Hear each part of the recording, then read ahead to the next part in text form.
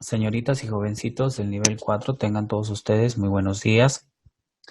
Esta semana vamos a trabajar en el curso de biología un repaso de la semana 1, semana 2 y semana 3. Bueno, este repaso más que nada es para tratar de apoyarlos y para que ustedes estén en óptimas condiciones para poder desarrollar su examen bimestral que ya se está acercando. Entonces, esta semana haremos el repaso de la semana 1, 2 y 3 y a la siguiente semana trabajaremos el repaso de la semana 4, 5 y 6. De esta forma, pues, estaremos óptimos recordando cada uno de los conocimientos que hemos ido adquiriendo semana tras semana. Bueno, sin perder más el tiempo, podemos empezar con lo que viene a ser el tema de la primera semana, donde se habló acerca de lo que son las biomoléculas orgánicas como los glúcidos. ¿De acuerdo? Muy bien, tenemos que entender nosotros primero que todos los seres vivos estamos formados y estructurados de diferentes formas. Empezaríamos con los bioelementos. Los bioelementos son los que forman a las biomoléculas, ¿no? Y estos bioelementos pues se dividen en dos grupos, bioelementos primarios, bioelementos secundarios. Dentro de los bioelementos primarios encontramos al carbono, el hidrógeno, el oxígeno y el nitrógeno, el famoso CHOM, que serían los bioelementos primarios básicos. Pero también dentro de los primarios encontraríamos al azufre y al fósforo, también denominados bioelementos primarios complementarios. ¿De acuerdo? Ahora, también estos bioelementos, pues, vamos a encontrar a los secundarios, ¿no? Dentro de ellos los microconstituyentes, los macroconstituyentes, como por ejemplo en los macroconstituyentes, el sodio, el potasio, el cloro, el magnesio, etcétera. Y en los microconstituyentes, el fierro, el cobre, el flúor, etcétera. ¿Ya? Ahora, todos estos van a formar a su vez a las famosas biomoléculas. Y dentro de las biomoléculas encontramos dos tipos. Biomoléculas inorgánicas, como por ejemplo el agua, el dióxido de carbono, el O2 que respiramos, ¿no? Las sales minerales que forman nuestros huesos y dientes, etcétera. Y también encontramos a las biomoléculas orgánicas. Y dentro de estas biomoléculas orgánicas justamente vamos a hablar de los glúcidos, los lípidos, las proteínas, los ácidos nucleicos, enzimas, vitaminas, etc.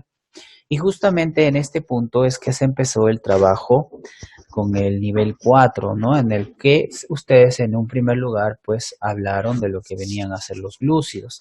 Y es por eso que empezamos esta semana de repaso con el tema de los glúcidos, donde podemos mencionar que los glúcidos pues van a ser biomoléculas, acá vemos su pequeño concepto, son biomoléculas ternarias. Se les dice ternarias porque están fundamentalmente formadas por tres bioelementos. En este caso tendríamos que mencionar que esos tres bioelementos van a venir a ser el carbono, el hidrógeno y el oxígeno.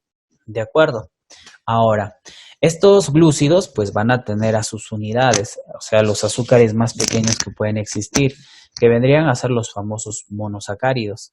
Pero estos, a su vez, se pueden agrupar y dejar de ser simples monosacáridos y formar polisacáridos, o perdón, en orden, disacáridos, que sería la unión de dos monosacáridos, polisacáridos, que sería la unión de 10 a más monosacáridos, o sea, azúcares bastante grandes. ¿De acuerdo? Pero ¿cómo hacen para poder unirse? Aquí tendríamos que mencionar que estos monosacáridos utilizan un denominado enlace conocido con el nombre de enlace glucosídico. El enlace glucosídico permite que sus unidades, los monosacáridos, se puedan unir y formar estructuras más grandes como los disacáridos, como los polisacáridos. ¿Correcto? Entonces, eso sería con respecto a un pequeño concepto acerca de los glúcidos. Ahora hablemos de las principales funciones que van a presentar estos glúcidos. Bueno, dentro de sus principales funciones va a ser que son fuente de energía, son nuestra fuente principal, diríamos, ¿ya? Fuente principal de energía, ya que nuestro organismo pues utiliza en primer lugar a estos glúcidos o azúcares, que su nombre común son azúcares, para poder obtener la energía que necesitan todas nuestras células para poder cumplir las distintas funciones que cumplen en el interior de nuestro organismo. ¿De acuerdo? Entonces, su principal función son fuente de energía. ¿Ya? Entonces, por eso en nuestras dietas alimenticias tenemos que consumir carbohidratos y en realidad lo hacemos bastante. Por ejemplo, la harina, ¿no? El arroz, los azúcares que endulzan nuestros alimentos, ¿no? En el transcurso del día comemos grandes cantidades de carbohidratos. Así que de energía muy difícil que nos podamos nosotros quejar, ya que tenemos la cantidad necesaria. Ahora, así como tienen esta función, también otros pues almacenan y forman importantes reservas genéticas. Por ejemplo, en el caso de los seres animales está un azúcar polisacárida de gran tamaño que se llama glucógeno y ese azúcar sería nuestra reserva, nuestro azúcar de reserva que principalmente se almacena en los músculos y en el hígado. En este caso, este glucógeno pues va a ser utilizado cuando nosotros pónganse en un determinado día, no tomaste desayuno, no consumiste carbohidratos que te van a dar energía, entonces el cuerpo empieza a consumir el glucógeno que está almacenado tanto en nuestros músculos como en nuestro hígado. ¿De acuerdo? Y así como encontramos el glucógeno en el caso de los seres animales, también encontraríamos el almidón en el caso de los vegetales, que sería el azúcar de reserva vegetal. Lo vamos a almacenar principalmente en las raíces, como por ejemplo la papa, la yuca, camote, etcétera, y en los granos como el trigo, maíz, ¿no? Cebada, etcétera. Este azúcar de reserva vegetal, no te olvides por favor, se llama almidón. El azúcar de reserva vegetal. ¿Ya ves? Entonces vemos que cumplen una función de ser reserva energética. También podemos decir que alguno de ellos cumple funciones estructurales de algunos animales y plantas. Por ejemplo, hay azúcares como por ejemplo la celulosa, que en el caso de los seres vegetales, pues forma la estructura de la pared celular de las células vegetales, justamente. ¿De acuerdo? Entonces ya estaría formando estructuras. Ahora, en el caso de los seres animales, por ejemplo, tenemos un azúcar que se llama quitina y que forma el exoesqueleto de lo que vienen a ser algunos invertebrados, como los insectos. Por ejemplo, una cucaracha, una mosca. Todos los insectos no tienen esqueleto interno, sino más bien tienen esqueleto externo, por eso se les denomina exoesqueleto. Y ese exoesqueleto principalmente está hecho de un glúcido, un azúcar que se llama quitina, ¿de acuerdo? Entonces ahí vemos de que pues cumplen función estructural, o sea, forman estructuras de los seres vivos. Finalmente, en el caso de los glúcidos, pasaríamos a hablar de su clasificación y empezaríamos con lo que viene a ser, en este caso, los monosacáridos, que vendrían a ser los glúcidos más simples y sencillos, ¿cierto? Estos monosacáridos se pueden agrupar en monosacáridos de 3 carbonos, 4 carbonos, 5 carbonos, 6 carbonos, inclusive 7 carbonos, y van adquiriendo nombres como por ejemplo el de 3 carbonos, triosas, el de 4, tetrosas, el de 5, pentosas, el de 6, hexosas y el de 7, heptosas. Dentro de lo que viene a ser este pequeño esquema o mapa conceptual podemos observar que nos dan la glucosa. Y de esta glucosa tendríamos que mencionar que vendría a ser una hexosa, o sea, un azúcar de 6 carbonos. Dicho sea de paso, es el azúcar más importante para cualquier ser vivo, ya que es la principal fuente de energía que permite a nuestras células obtener la energía para poder cumplir las distintas funciones que desarrolla. Y a través de un proceso conocido como respiración celular, esta glucosa la transforma en la unidad energética de nuestras células que se llaman ATPs, adenosín trifosfato, que en sus enlaces almacena la energía necesaria para que nuestras células puedan realizar sus actividades. ¿De acuerdo? Entonces, esa glucosa sería el azúcar más importante. Si alguna vez te lo preguntan, ya sabes cuál es la respuesta sobre el azúcar más importante. Luego tenemos a la fructuosa. También es un azúcar, en este caso, hexosa, o sea, tiene 6 carbonos, ¿no? Y habitualmente lo encontramos pues en la miel, lo encontramos en el dulce de las frutas. ¿De acuerdo? Luego la galactosa. esta galactosa, también un azúcar de 6 carbonos, hexosa, pues forma parte del azúcar de la leche, que se llama lactosa, pero la lactosa no es un monosacárido, es un disacárido, ya lo vamos a ver a continuación, ¿ya? Y también aquí, pues, azúcares bastante importantes monosacáridos, por ejemplo, la ribosa. La ribosa ya no sería una hexosa, sino sería una pentosa, un azúcar de 5 carbonos que forma parte del ARN, ácido ribonucleico, ¿no? Que justamente ayuda a transformar la información genética del ADN y convertirlas en proteínas. Y en el caso del ADN, pues no tiene ribosa, sino tiene un azúcar también de 5 carbonos, una pentosa de nombre desoxirribosa, ¿no? Que justamente forma las estructuras de nuestro ADN, que se encarga de almacenar todo nuestro código genético, ¿de acuerdo? Pero en este caso, tanto la ribosa y la desoxirribosa, no te olvides, van a venir a ser ya no hexosas, sino pentosas, ya que tan solo tienen 5 carbonos en su estructura. Luego pasamos a los disacáridos. Cuando hablamos de los disacáridos, tenemos que mencionar que son el resultado de la combinación de 2 monosacáridos, ¿no? Y aquí encontramos justamente que estos disacáridos, por ejemplo, podemos encontrar disacáridos bastante resaltantes como la sacarosa, que es justamente el azúcar que nosotros utilizamos comúnmente todos los días para endulzar nuestros alimentos, las bebidas como el café, tu matecito de hierba, ¿no? La leche, el jugo, etcétera. Esa sacarosa está formado por 2 monosacáridos, que en este caso vendría a ser la glucosa combinada con la fructosa. Entonces, esta glucosa de acá lo combinamos con la fructosa de acá y como resultado tendríamos la sacarosa, ¿correcto? Entonces ya sabes.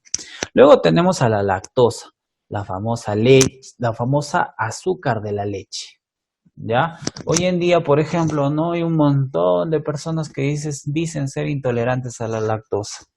Esta lactosa, pues no es otra cosa que el dulce natural que tiene la leche. Alguna vez ustedes habrán tomado leche natural, por ejemplo, de vaca, ¿no? Y se habrán dado cuenta, pues, que tiene un dulce natural sin echar más azúcar, ¿no? Y ese pequeño sabor dulce es gracias a la lactosa.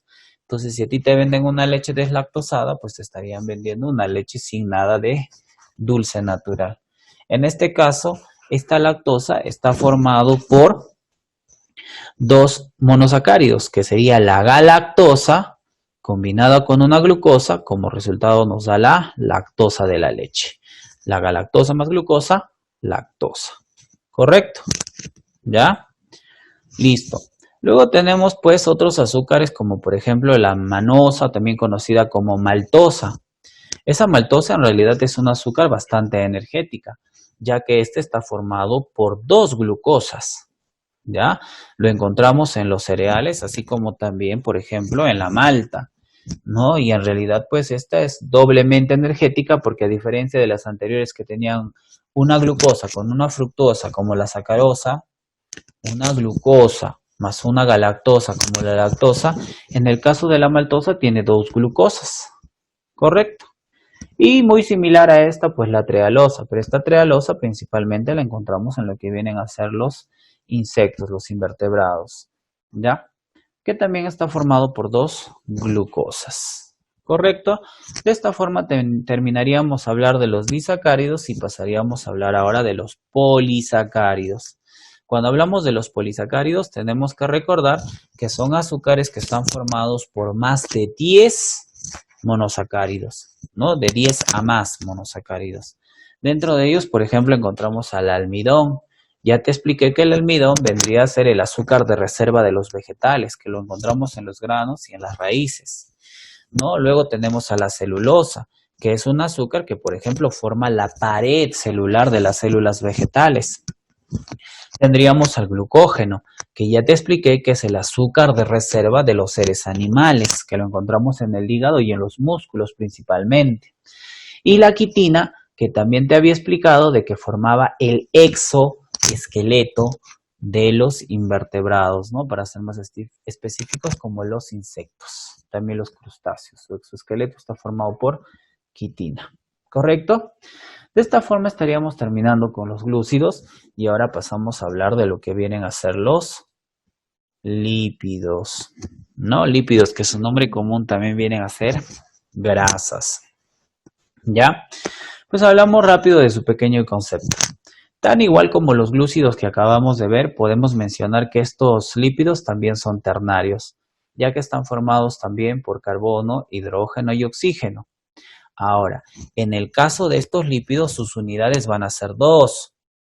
Acá están los ácidos grasos. Uy, me faltó poner los alcoholes, disculpen, un lapsus, ¿no? Pero son dos, ácidos grasos y también los denominados alcoholes. Ahora, estos ácidos grasos y alcoholes se pueden unir, se pueden combinar a través de un enlace conocido con el nombre de enlace éster. El enlace éster sirve para unir a las unidades de los lípidos y formar estructuras de grasa mucho más grandes, mucho más complejas. ¿De acuerdo? Entonces, eso sería con respecto a su pequeño concepto. Sus funciones. Las funciones principales de los lípidos son principales reservas de energía. A ver, cuando yo hablo de los glúcidos o azúcares, ellas son nuestra fuente primaria de energía. Ahora, en este caso, como los lípidos son las principales reservas de energía, diríamos en este caso que son la fuente secundaria de energía. Pero aquí vamos a hacer una aclaración y vamos a dar un dato muy resaltante. Los glúcidos que acabamos de ver hace un momento, dice que te dan 3,7 kilocalorías por cada gramo de azúcar que tú consumes. 3,7. Bueno, lo redondeamos a 4, ¿les parece? Para que no sea muy complicado. Entonces, como cada azúcar te da 4 kilocalorías por gramo, dice que los lípidos, estos que ahorita estamos hablando, nos dan 9,4 kilocalorías. O sea, más del doble todavía que los azúcares. 9,4 kilocalorías por cada gramo de grasas que consumamos. Pero, ¿por qué si los glúcidos nos dan una menor cantidad de energía y los lípidos nos dan una mayor cantidad de energía?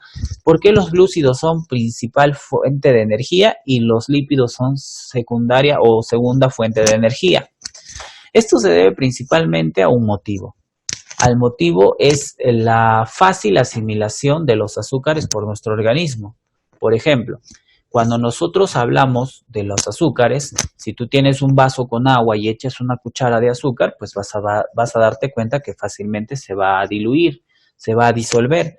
Pero agarra una cuchara, ahora ponle una cucharada de mantequilla en un vaso con agua, pues te vas a dar cuenta que no se va a disolver.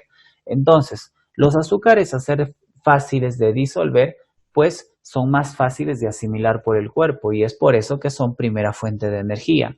Las grasas nos dan mucho más energía, pero ¿cuándo las utilizamos?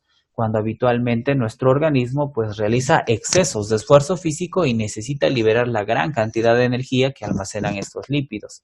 Por ejemplo, cuando haces gran desgaste físico, te pusiste a jugar fútbol, corriste 10 kilómetros, o cuando haces ejercicio en el gimnasio, ¿qué cosa es lo que está ocurriendo? Al hacer un gran desgaste de energía, pues los carbohidratos se consumen rápidamente y es necesario que ahora nuestro cuerpo empiece a utilizar esta segunda fuente de energía que serían las grasas. No sé, estoy seguro que tú has oído este famoso término, ¿no? Cuando haces ejercicio, estás quemando grasa. ¿Y a qué se refiere? Que en ese momento de hacer ejercicio estás consumiendo la energía que está produciendo los lípidos. ¿De acuerdo? Ahora, los lípidos, aparte de ser nuestra segunda fuente de energía, también forman algunas estructuras como la membrana celular, para ser más específicos, los denominados fosfolípidos. ¿De acuerdo? También podemos mencionar de que son termoaislantes, que nos van a aislar de las temperaturas extremas externas a nuestro organismo. Por ejemplo, en el caso de animales como el oso polar, que vive justamente en el polo norte y soporta temperaturas tremendamente frías, debajo de su piel pues tiene una gruesa capa de grasa, ¿no? De lípidos que justamente le permiten a su cuerpo aislar de la temperatura exterior y poder soportar tales inclemencias climáticas como ese frío extremo. ¿De acuerdo? Entonces ahí estaríamos viendo que los lípidos están cumpliendo un rol o un papel termoaislante. También podemos mencionar que los lípidos son precursores de hormonas, de vitaminas y también pigmentos vegetales.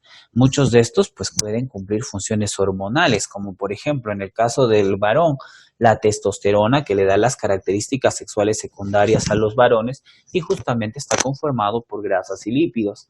En el caso de las mujeres, la progesterona y los estrógenos, en este caso los estrógenos que le da las características sexuales secundarias a la mujer y que justamente también están hechos de lípidos, igual que la progesterona. También conocida como la hormona del embarazo porque le permite a la mujer poder cambiar todas o modificar todas sus estructuras para poder llevar a un bebé dentro de su vientre. ¿Correcto? Luego tenemos a su clasificación de los lípidos. En este caso los lípidos los vamos a clasificar desde lípidos simples. Se les llama así porque solamente están formados por las unidades de los lípidos, ácidos grasos y alcoholes, ¿no? Y dentro de ellos tenemos, por ejemplo, los triglicéridos, que son justamente las grasas principales que nosotros almacenamos en nuestro cuerpo. ¿De acuerdo? Esos famosos triglicéridos. Viene a estar formado por un alcohol que es la glicerina y 3 ácidos grasos que justamente combinándolos pues forman los denominados triglicéridos. ¿De acuerdo? Dentro de estos lípidos simples también encontraríamos a los famosos glicéridos. Justamente de estos están los triglicéridos. Pero dice que habitualmente los que son de origen animal pues van a ser sólidos, o sea, los famosos sebos, ¿no? Medio gelatinosos, como por ejemplo en el caso de la gallina, ¿no? Cuando se secan sí ya se ponen todos sólidos. Ahora, pero también en el caso de los vegetales vamos a encontrar que habitualmente van a estar en estado líquido y los vamos a conocer como aceites. El aceite de soya, el aceite de girasol, el aceite de oliva, ¿no? Etcétera. ¿Correcto? Pero también en estos lípidos simples también encontramos a las famosas ceras y habitualmente estos cumplen una función de protección. Por ejemplo, la cutina, que es la cera natural que tienen las frutas y las hojas de las plantas, que sirve para recubrir y proteger y darle impermeabilidad a sus superficies. ¿Alguna vez te debiste haber comido una manzana y de repente no tenías cómo lavarla y lo que hiciste lo limpiaste con tu chompa o con un trapo y te diste cuenta que empezó a brillar, ¿cierto?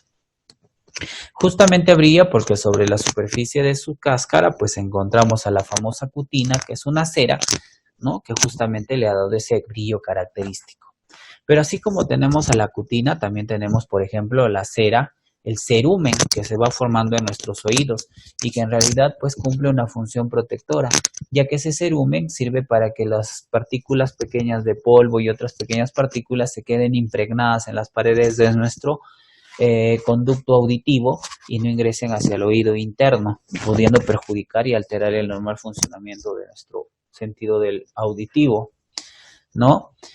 También podemos mencionar que hay ceras como por ejemplo la lanolina. Esa lanolina la encontramos sobre la superficie de la lana de animales como los carneros, como la alpaca, como las llamas, las vicuñas, donde esa grasita natural le da impermeabilidad a la lana de estos animales. Si se produce una lluvia, por ejemplo, gracias a esta lanolina, el agua resbala e impide de que justamente penetre al interior. Si no, imagínense, pues mojaditos podrían tener muchas complicaciones respiratorias, ¿cierto? Lo mismo ocurre con las aves. Sus plumas también están cubiertas por esta grasita lanolina que justamente les da impermeabilidad a las plumas de las aves. ¿Ves? Entonces esos serían ejemplos de ceras. Luego tenemos a los lípidos complejos. Se llaman lípidos complejos porque aparte de tener su porción de grasa, su porción de lípido, están combinadas con otras sustancias que justamente le van a dar esa característica compleja. Por ejemplo, tenemos a los famosos fosfolípidos. Cuando hablamos de los fosfolípidos, son lípidos combinados con fósforo. Por ejemplo, estos forman la membrana de nuestras células, la membrana celular, también conocida como membrana citoplasmática. Están formadas por una doble capa de fosfolípidos. Luego podríamos observar a lo que vienen a ser los glucolípidos, que así como, por ejemplo, los fosfolípidos formaban la membrana celular, los glucolípidos forman estructuras como el glucocálix, que es una envoltura celular que ya hemos visto nosotros, ¿no? Cuando nos tocó el tema de citología, que son como pequeñas microvellosidades que tienen sobre la superficie de la célula, en el caso de células animales y protozoarios, y les permite el reconocimiento y la adhesión celular. ¿De acuerdo? Finalmente tendríamos los lípidos derivados. Dentro de estos lípidos derivados, pues están pues los esteroides, ¿no? Que tienen una composición hormonal, ¿no? Y que, por ejemplo, estas personas que les gusta practicar el fisicoculturismo, ¿no? Se inyectan estos esteroides para estar todos musculosos, todos marcados, ¿no? Pero que en realidad, pues, inclusive pueden producir alteraciones en la conducta y comportamiento. No sé si ustedes, pues, han visto de estos famosos eh, personajes que muchos de ellos participan en este tipo de programas que a ustedes les encanta, como este es Guerra y todo eso, pues habitualmente siempre suelen tener problemas de conducta y comportamiento porque utilizan mucho de este tipo de productos, ¿ya? Luego tenemos a los carotenoides, que van a ser pigmentos propios, por ejemplo, de los vegetales. Por ejemplo, la zanahoria tiene un pigmento de color naranja, que justamente es el caroteno, que justamente le da esa coloración y ese color tan característico de este tipo de vegetales. ¿Correcto? De esta forma estaríamos terminando con los lípidos. Ahora pasamos a hablar de lo que vienen a ser las proteínas. Cuando hablamos de las proteínas, tendríamos que mencionar ahora que a diferencia de los dos anteriores, que eran con respecto a su concepto, tanto de los glúcidos y de los lípidos, que habíamos dicho que eran ternarios, las proteínas ya son un poco más complejas, ya que van a ser, en este caso, biomoléculas cuaternarias, porque están formados principalmente por 4 bioelementos principales: carbono, hidrógeno, oxígeno y nitrógeno. En este caso, las unidades que van a tener las proteínas se llaman aminoácidos, y estos aminoácidos pues se van a unir a través de los denominados enlaces peptídicos. Estos enlaces peptídicos permiten la unión de los aminoácidos y la formación de las proteínas. Pero aquí tenemos que hacer la aclaración que para que una proteína se forme, pues no es como en el caso de los azúcares que veíamos monosacáridos, disacáridos, ¿no? En este caso, pues, una proteína pues tiene muchísimos aminoácidos. Por ejemplo, la proteína más pequeña que existe, que es la insulina, aproximadamente tiene 51 aminoácidos. Y hay proteínas que tienen miles de aminoácidos, como por ejemplo la hemoglobina, que es una proteína gigantesca que tiene miles de aminoácidos, ¿de acuerdo? Pero no te olvides que todos estos aminoácidos se están uniendo mediante un enlace conocido con el nombre de enlace peptídico, ¿de acuerdo?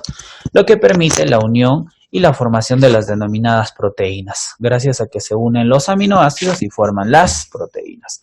Principales funciones de las proteínas.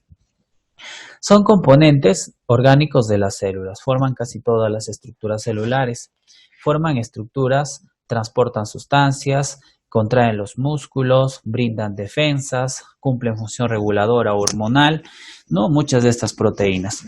Por ejemplo, podemos mencionar de que forman estructuras. Por ejemplo, tendríamos la queratina, proteína que se encarga de formar estructuras rígidas como por ejemplo las uñas, ¿no? La superficie del cabello, las pezuñas en el caso de los animales cuadrúpedos, los cuernos, los picos de los animales, ¿ves? También tenemos el colágeno, que forma más bien estructuras flexibles, como por ejemplo los cartílagos que tenemos en nuestro cuerpo, por ejemplo el pabellón auricular que está formado por cartílago, el tabique nasal, etcétera. Hay proteínas que transportan. La hemoglobina, por ejemplo, que su principal función es transportar el oxígeno a nivel de nuestra sangre. ¿Ves? La mioglobina, que transporta oxígeno, pero ya no a nivel de la sangre, sino a nivel de los músculos. ¿Correcto? Hay proteínas que contraen nuestros músculos. Por ejemplo, hay dos proteínas. Una se llama miosina y la otra se llama actina.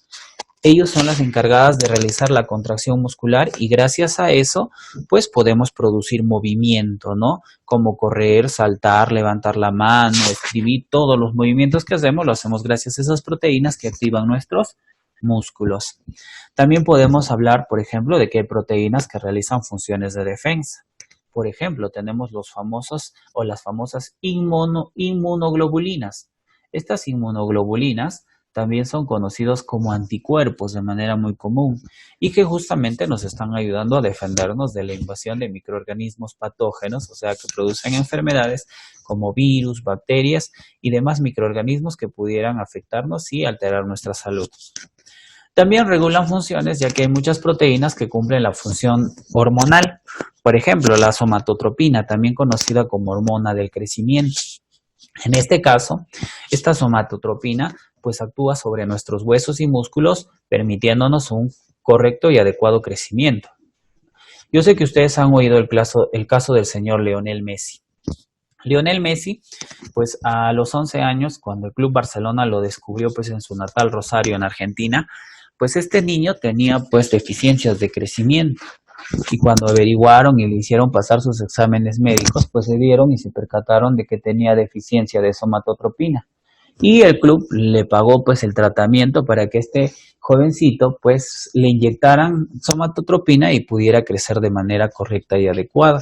Dicho sea de paso, él alcanza 1,72 m de estatura, ¿no? Que bueno, en realidad no es una talla muy reducida, ¿no? Y si se le ve pequeñito ante los demás jugadores es porque los demás también pues son de 1,80 m para arriba, ¿no?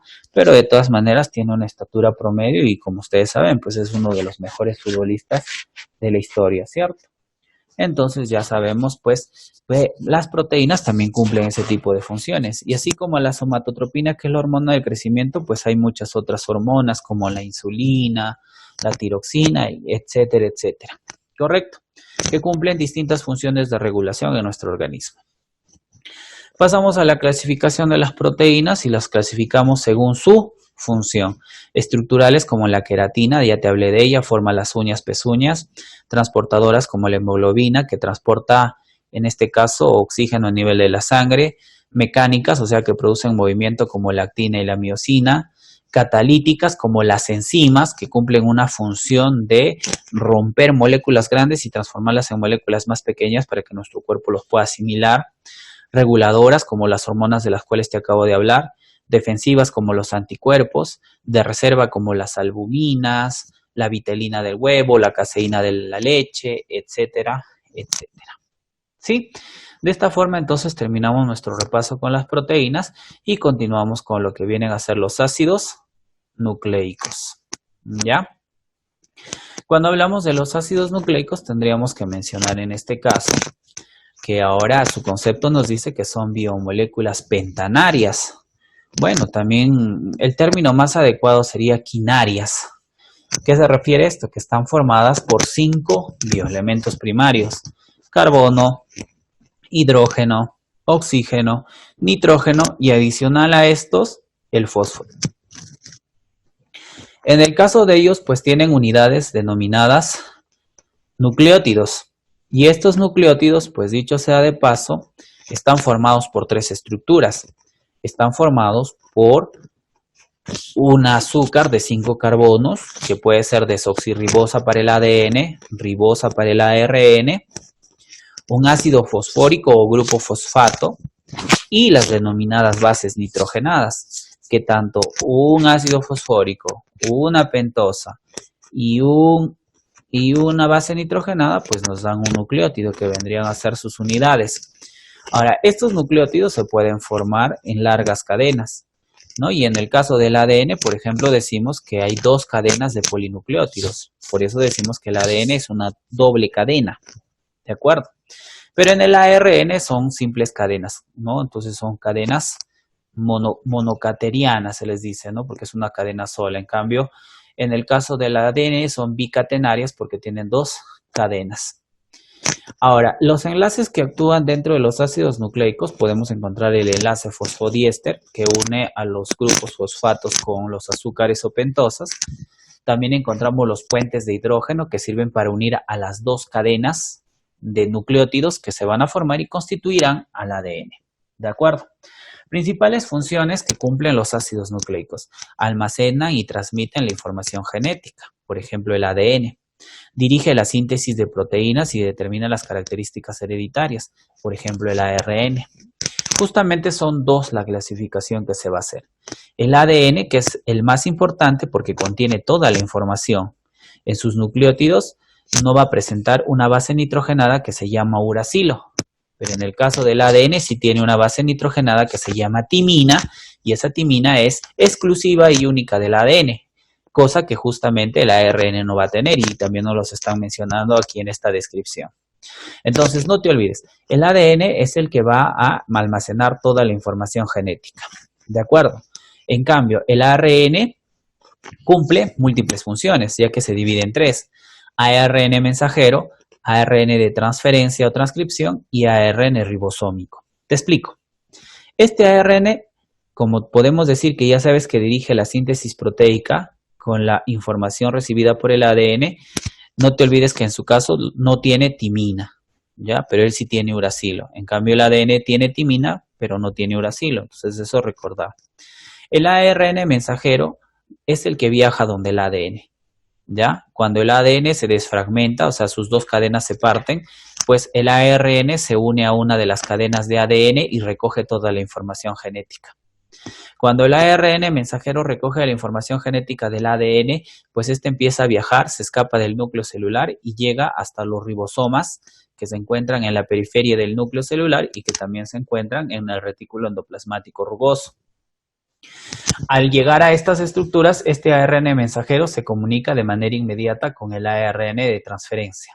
Este ARN mensajero en su composición tiene los famosos codones, que son tres bases nitrogenadas, que pueden ser adenina, timina, citosina, guanina, ¿no? En el caso de lo que era el ADN, ¿no? Y el ARN pues ya no tiene timina, sino podría tener adenina, guanina, citosina y uracilo. ¿De acuerdo?